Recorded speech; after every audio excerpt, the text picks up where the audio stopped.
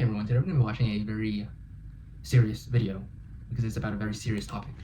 It's Rupert Lowe drops bombshell, shocking survivor stories of UK grooming gangs. So I'm assuming if you clicked on this video, you probably already know what it's about. But just to summarize, in the last few decades, there has been just terrible cases, horrific cases of young white British girls predominantly being sex trafficked, raped, gang raped, in every inconceivable sexual crime, horrific crime you can think of, has been committed against them on a really industrial scale in the UK. And Rupert Lowe, who is a member of parliament in the UK, is really spearheading initiatives against this blatant violation by these predominantly, again, Muslim communities who are doing this, and of course against the British state, which has allowed this to happen.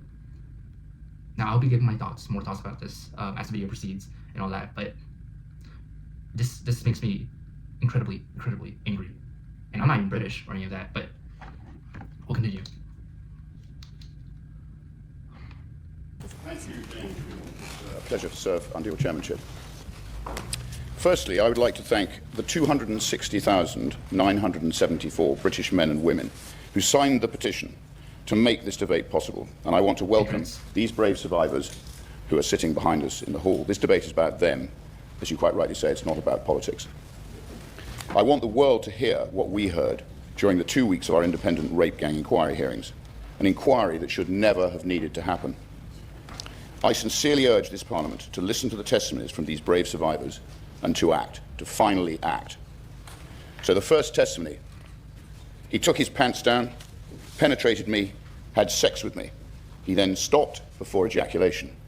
He picked up the bottle of Jack Daniels, which was now empty, and he forced it up inside me. He broke the glass while he was there. At that point, I was about 12, nearly 13. Another testimony: I was held down by the men as they each took turns to orally and vaginally rape me, taking it in turns to pin down my arms and my legs. When the assault ended, the men hit me repeatedly, threatened to find me, kill me, and harmed my loved ones if I ever told anybody what had happened.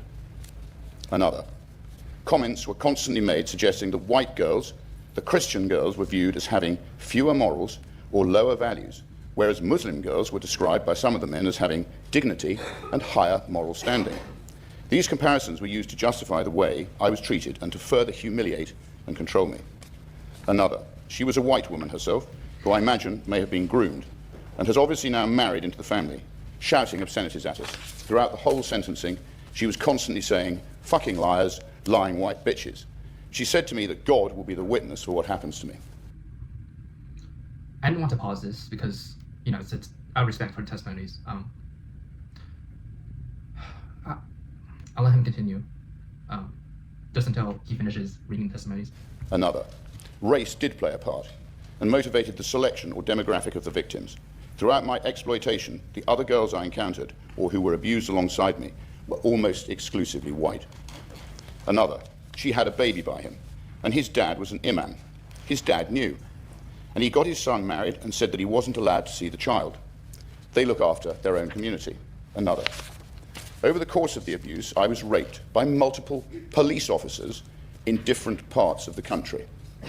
Another: he put a cigarette out on the baby's face. Another: it started when I was 13. I was raped by probably about 600 or 700 different men over 3 years. Another: they would toot the horn of the car, and then a child would be taken to the front door by a staff member of the children's home. Another: I was bleeding from both my vagina and my back passage and was so swollen I could not sit down. I told hospital staff my drink had been spiked and I did not know what had happened because I was too afraid to tell the truth. They did not ask any questions. They gave me tablets and discharged me. I was 15 years old. Another: things would escalate around Eid and holidays. Parties got bigger, got worse, got more violent. More people involved, more girls involved. The parties were just bigger. Another: the main clash that I kind of had with the religion side of it was I grew up as a Christian. I would wear my cross because it was something really special to me. It was just used as a way to break me down. They said, "Where is your God now? Has your God forsaken you?" Another: it was all of the white girls in every home that I went to. I remember a man opening the back of a van and I saw 15, 20 girls locked in dog cages. Another. Dogs were brought in, and I couldn't move at all. I had nowhere to move. I think that was the scariest thing, was not having any concept of it. There were men around me, not horrified, not disgusted, not helping, but filming and laughing, making bets on whether the dog could actually rape me or not. And yes, I was raped by a dog. The man just held my face, stared me down straight in the eyes, and he wanted to see me break, and he did. Another. I just want it to stop and not happen to any other children, and for people to actually act, to do something, and stop being so scared. I could continue for hours and hours. All of us in this building have a responsibility to finally act. So I'll play the rest of his messages later. The rest of I can't speak right now. The rest of his speech later. But I don't know if the video or this video is capturing how unbelievably angry I am at all of this. But I am. And again, I'm not British. I don't have a stake in this necessarily. Not as much as any of the people here in this room do. It's terrible, to say it lightly. I didn't even know half of these things were going on. I just knew it was gang rapes and all that. But from what he says, which I assume is true, it looks like there was, of course, forced bestiality. There was prostitution, of course, and even more so than that, there was forced marriage, forced childbirth, or forced birth, really, forced impregnation. I don't know how many more crimes against humanity you can possibly muster up in this one speech, and they all knew this. There was racial, religious, and every ethnic justification for all of this, because they want to protect their own, and so that's why I didn't go out and tell anybody else about it. And there were policemen in all this too. My speech is not very coherent because I'm too emotional, I guess, to talk about this clearly. But it deserves a good response. It deserves a response that respects these victims. And the reality is that there are very much likely still victims in the UK right now. Because this was from, decades ago, I'm assuming. It took decades for them to finally come out. And given the percentage of immigrants, of foreign-borns, of those who are not of British blood, who do not share the culture, who do not share your values, what's the likelihood that it still continue on right now? Very high, I'd say. And what's more, this is not limited to the United Kingdom. This is all across the West, in Europe especially. And again, my stake into this, in all this, is pretty much non-existent compared to what a British person should feel. If I was a British person, I would be calling for, I'd be calling for the mass castration of every single damn immigrant I see. Okay, that would be the least I could do. And when I say immigrant, I mean those of foreign blood, who are against the interests of the British people, or against the interests of the white population, because the white population are what's native to Britain, or what's native to Europe. But clearly, these filthy animals, less than animals really, they see white girls as prey. They see white people as nothing but slaves, servants. They deserve more than that old saying, an eye for an eye. They deserve 10 eyes, 100 eyes for an eye, because they are not you. They are not British. No matter what passport, no matter what a paper says, they are not British, they are not European. They do not deserve to exist in the same continent. Every single one of them needs to be at least deported. If I was a British citizen, I'd be calling for far, far more. Castration, torture, execution, on a mass industrial scale. Because that's what they deserve. Not just deportation. No, you need to make them feel pain that exceeds whatever damage they have done by a factor of at least 10. Of course, where is your God now? Are you kidding me? Again, I'm sorry, I'm just rambling here, but I just really hate these kind of people. And they deserve far more than what they're, even right now, a lot of these people are just let off the hook. And the reality is, it's not just limited to these particular people, as we said earlier, it's their communities as well. It's the Muslim communities, the foreigner communities. Because they all participate in it. They all know what's going on. And I said earlier, it's because they are looking out for their own ethnic and religious interests. Every single one of them are complicit, and every single one of them needs to be judged and punished, and have proper punishment. Act. Not to talk, but to act. Our Rape Gang Inquiry report will be released in the coming days. It will change Britain for good. Thank you. Speech. Thank you, Madam Chair. It's a pleasure to serve under your chairmanship. Almost 500 people in my constituency of Mansfield signed this petition, and many, many more constituents have written to me expressing their great, deep concern about child sexual exploitation.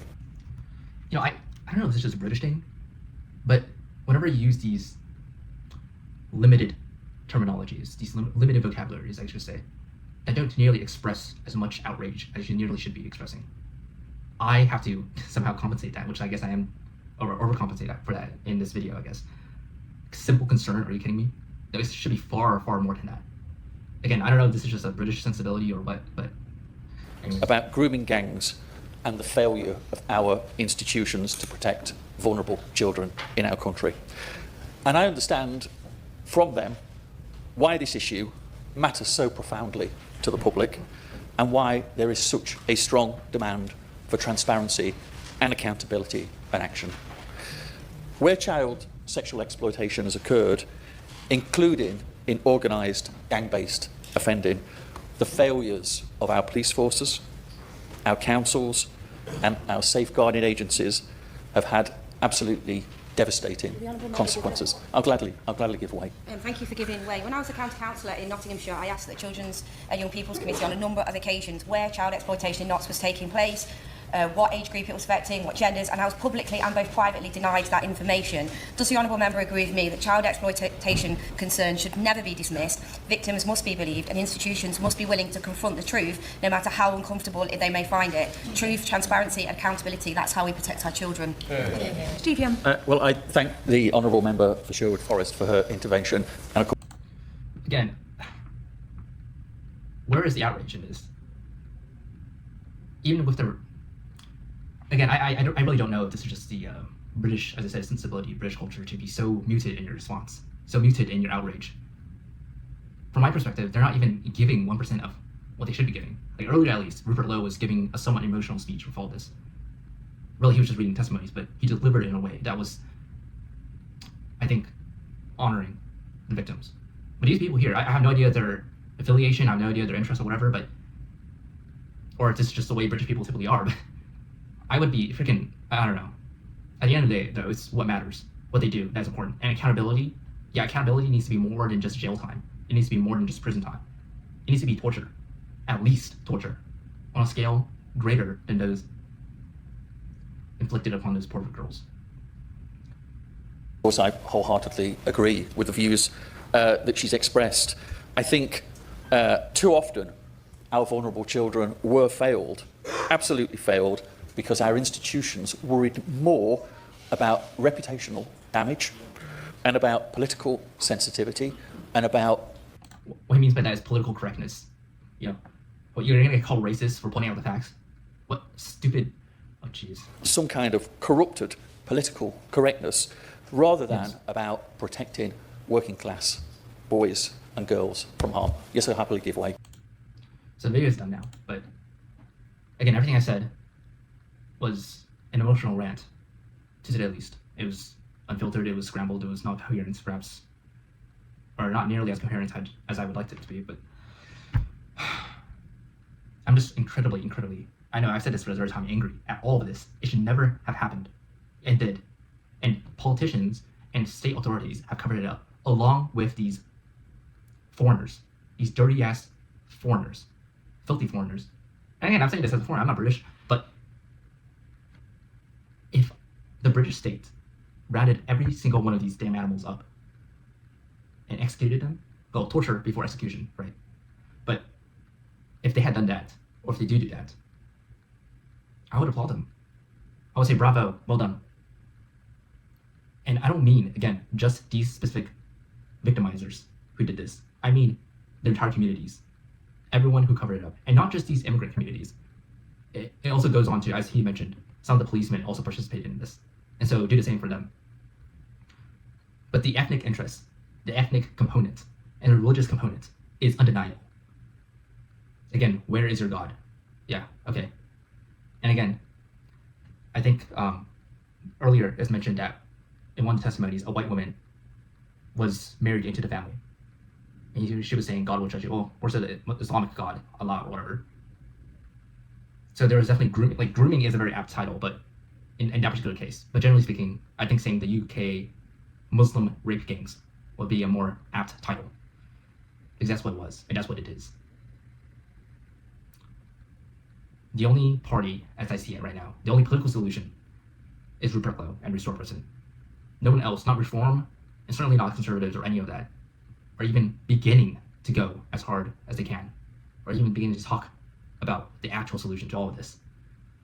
And even with Restore, I don't know how far they'll go, but it's better than the current situation. Anyways, this video has gone on long enough, but anyways, thanks for watching, guys. I know this has been a very emotional video. It's not something I usually do, but anyways, thank you.